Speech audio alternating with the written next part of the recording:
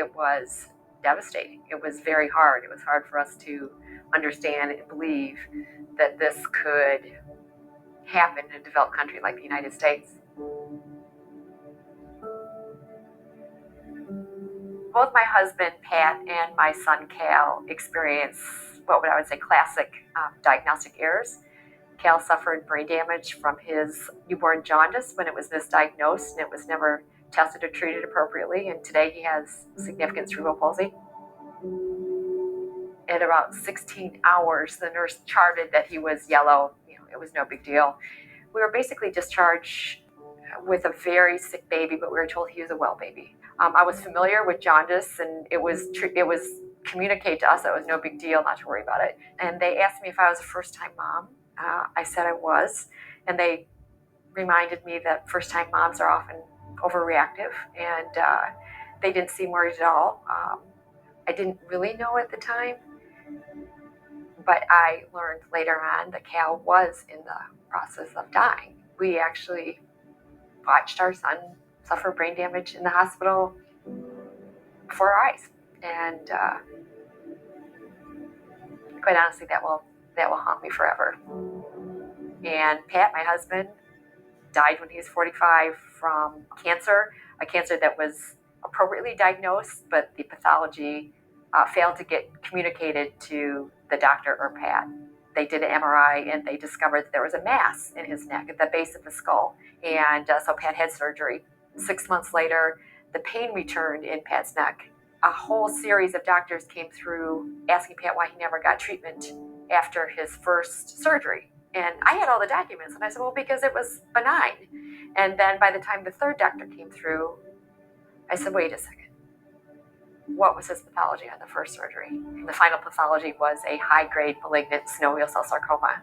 And that document either never arrived or was placed in his chart without the doctor seeing. And I remember showing it to Pat, and I remember Pat crying, to think that another error had taken place, and this time with him. That was difficult for us to witness in our healthcare system.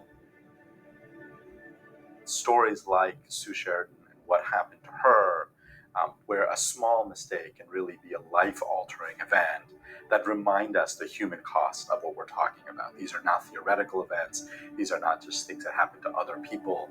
They happen to us. They happen to our families. And they are things that we need to work on.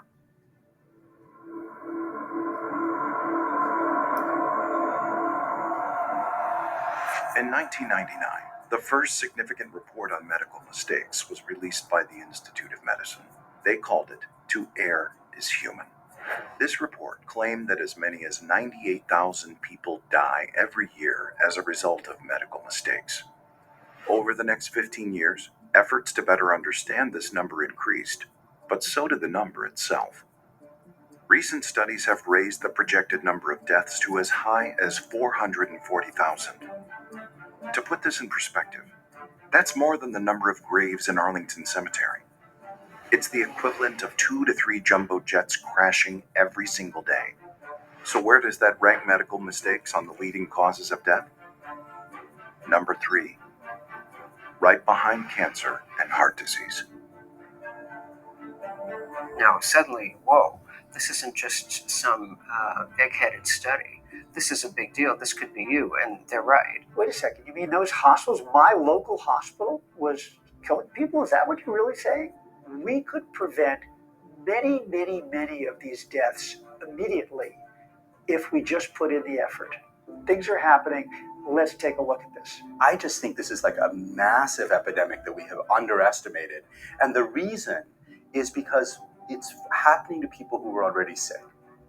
But like they were sick, that doesn't mean they were going to die.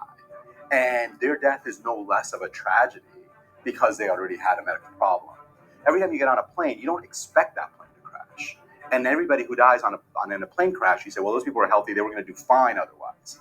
I think the problem with patient safety is you say, oh, these people were sick anyway. And I think it's a very problematic way to look at the world. Maybe they didn't die, but they spend the rest of their life in a wheelchair or nursing home, and that accelerates their death and obviously harms their quality of life. So the numbers about deaths are a big deal, but in some ways they underestimate the overall toll of preventable harm. We don't have a stable, agreed way to measure safety or injuries. Actually, the number you get depends on how you look. One rule is the harder you look, the more you find. So when you really throw the book at it and you do everything you can to look for injuries, you're going to find a ton of them. When people start debating, is it 40,000 or 90,000 or 100,000? It's a lot. It's a ton. And our job is to make it zero. This is urgent. It's a public health emergency.